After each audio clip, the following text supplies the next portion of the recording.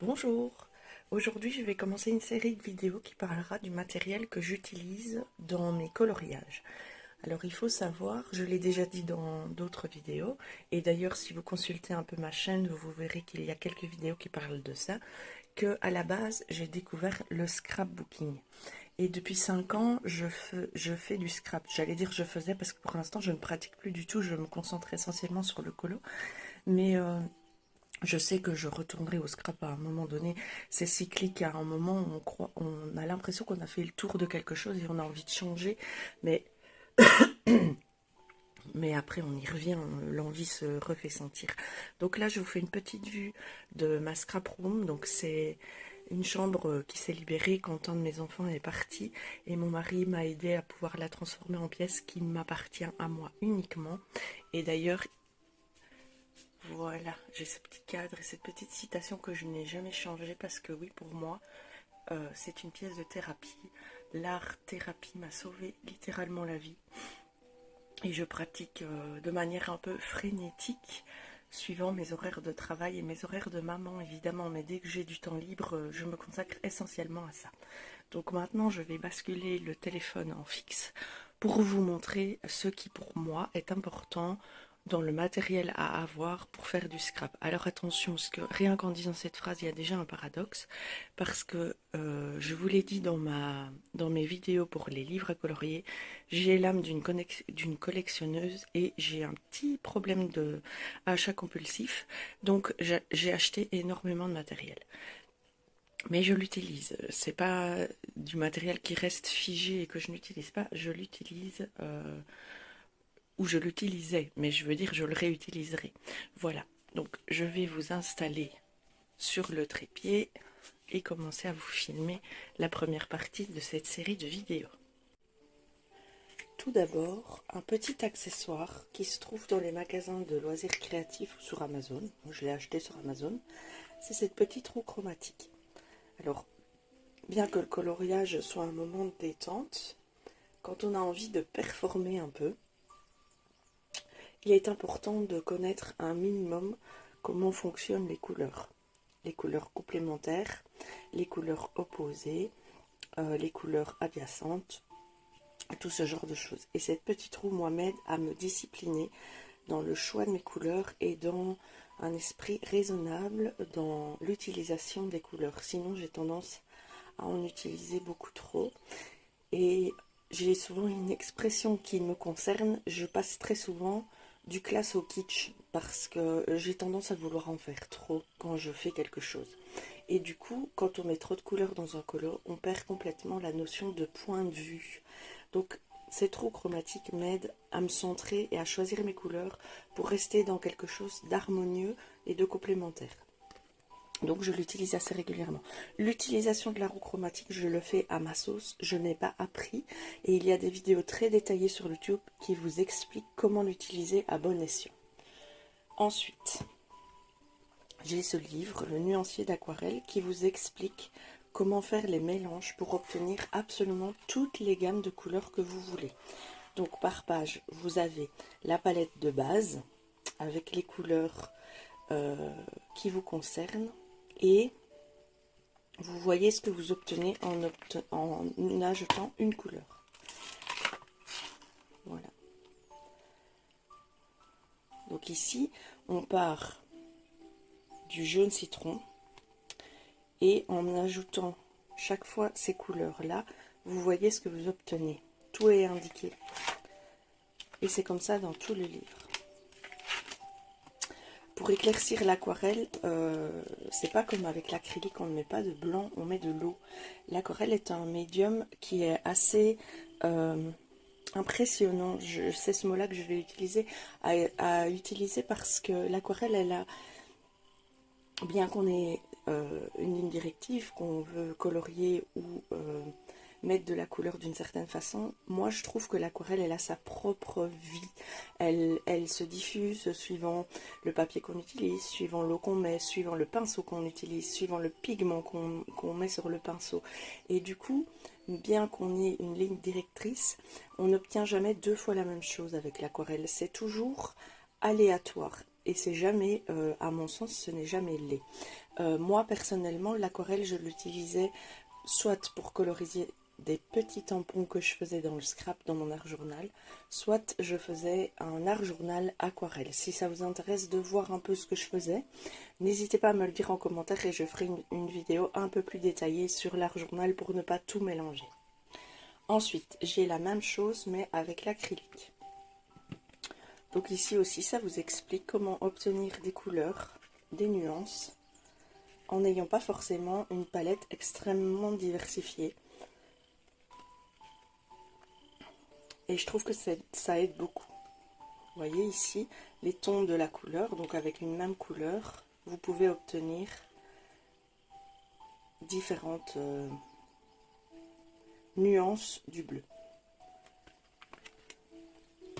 Ensuite, et ça c'est un peu ma bible du colo, on en revient à ce que je vous disais tantôt avec l'utilisation de trop de couleurs dans un coloriage.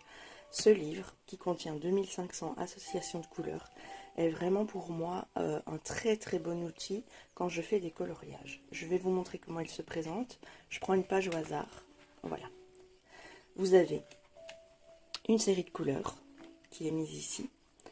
Vous avez la combinaison à 2 couleurs, la combinaison à 3 couleurs, à 4 couleurs et à 5 couleurs. Vous voyez l'harmonisation des couleurs proposées avec toujours une illustration au-dessus. Et ça me permet de pouvoir guider mon coloriage vers quelque chose d'harmonieux. Et il y a 2500 idées, donc autant vous dire qu'on n'est jamais au bout de nos surprises. Ça m'a beaucoup aidé dans différents colos très chargés avec beaucoup d'éléments à colorier. Il y a vraiment de tout. Il y a du pastel, il y a du plus sombre, il y a du plus axé, on va dire monochrome. Vraiment, c'est très très bien fait et moi je m'en sers excessivement souvent. Ensuite, vous avez ce livre. Tous mes livres ont été trouvés sur Amazon, hein, jusqu'à présent, tout ce que je vous ai montré. Alors, pour ce livre, j'ai déjà utilisé la technique pour faire l'océan, pour faire les nuages, pour faire les cheveux et pour faire les poils d'animaux.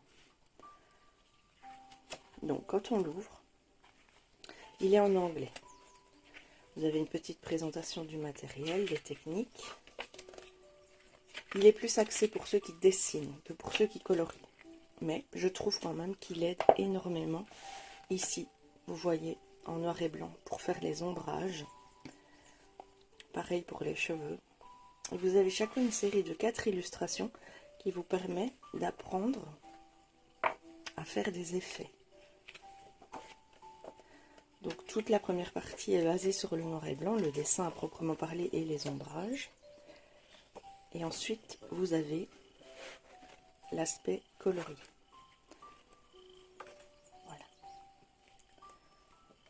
Faire une peau âgée, c'est quand même un sacré défi dans un coloriage.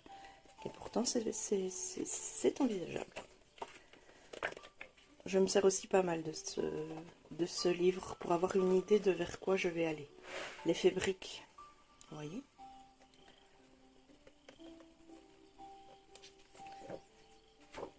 L'effet métal aussi, ça c'est quelque chose que j'aimerais bien arriver à faire. L'effet métal comme ça, en utilisant des crayons classiques. Il y a plusieurs livres dans cette collection. Pour l'instant, je n'ai que celui-là, mais j'aimerais bien acquérir, je crois que c'est 2 ou 3, les autres. Et alors, le petit plus, c'est ceci. Alors, dans cette collection, je la viens après, vous en avez 4. C'est un peu onéreux, c'est 20 € le livre, mais rien ne vous empêche de les acheter un de temps en temps, je vous les faire offrir. Et ça reprend vraiment tous les effets que vous voulez faire dans le coloriage. Ici, on dirait soit un papier chiffonné, soit de la roche, de l'eau, avec un effet de lumière qui reflète l'arc-en-ciel, une forêt. Je ne vais pas feuilleter le livre avec vous parce que la personne qui a fait ces livres s'est donné la peine de les faire et aimerait bien les vendre, hein, surtout pour que ça soit rentable. Donc, mais vous pouvez voir ce que contient le livre comme tuto. Voilà, ça c'est quelque chose qui m'intéresse beaucoup. c'est de faire l'effet de bouteilles de potions ou de bouteilles de parfum. Donc il y a celui-ci.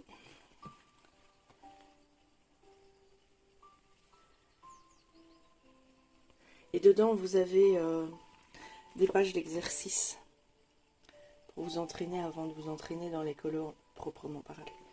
Je vais essayer de vous montrer ça.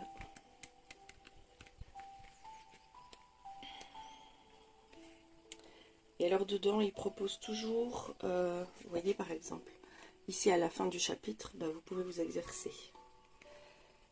Il propose toujours les crayons pour travailler et c'est toujours avec, je crois, les polychromos. Je vais vous dire ça de suite. Oui, c'est ça. Ces livres sont réalisés pour travailler avec les polychromos. Maintenant, moi, je ne les ai pas. Je pense que je ne les aurai jamais par choix.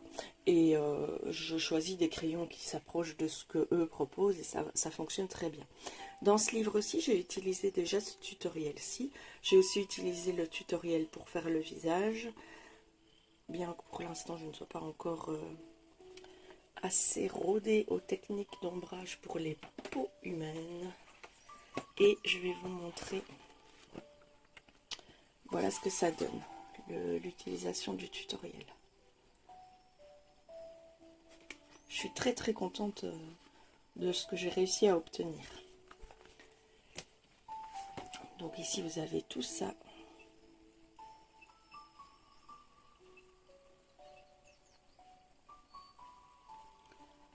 Ces livres sont vraiment une mine d'or. Oui, je voulais vous montrer aussi dans l'autre livre, le colloque que j'ai fait, le chat. Je me suis aussi servi de mes livres de techniques pour faire l'effet poil. J'avais jamais fait avant, c'est mon premier effet poil. L'animal est vraiment petit, hein. Donc il n'y avait pas beaucoup de risques de se planter, mais je ne me rendais pas compte qu'il fallait autant de couches de crayon pour arriver à avoir de la texture et du volume. En fait, c'est ça le secret. Et le dernier, ça c'est très joli aussi, hein, comme tuto. Le feu, les papiers de bonbons, une marmite. Halloween va arriver en novembre, ce serait un bon plan de maîtriser ces techniques. Voilà. Donc ça, c'est le matériel que j'utilise énormément en termes d'outils pour colorier. J'ai aussi ce livre-là sur l'aquarelle, mais je m'en servais plus pour mon art journal. Enfin, il a le mérite de faire partie de la collection, je m'en sers quand même pour répondre à mes questions.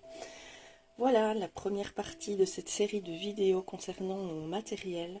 Il risque évidemment d'y avoir pas mal de vidéos parce que j'ai beaucoup de matériel. Et j'essaierai de vous faire une présentation ludique et qui change un peu de celle qu'on voit habituellement. Parce que quand on arrivera au feutre et aux crayons de couleur par exemple, il y a déjà des dizaines et des dizaines de vidéos qui parleront des crayons que je possède. Donc je vais essayer d'amener ça de façon à ce que ce ne soit ni redondant, ni du copyright pur et simple de ce que d'autres ont fait avec beaucoup de talent. Je vous souhaite une excellente journée, passez un bon dimanche si vous regardez cette vidéo, un bon week-end, une bonne semaine, une bonne soirée, peu importe, soyez heureux et faites de votre vie quelque chose qui vous plaît. Bonne journée!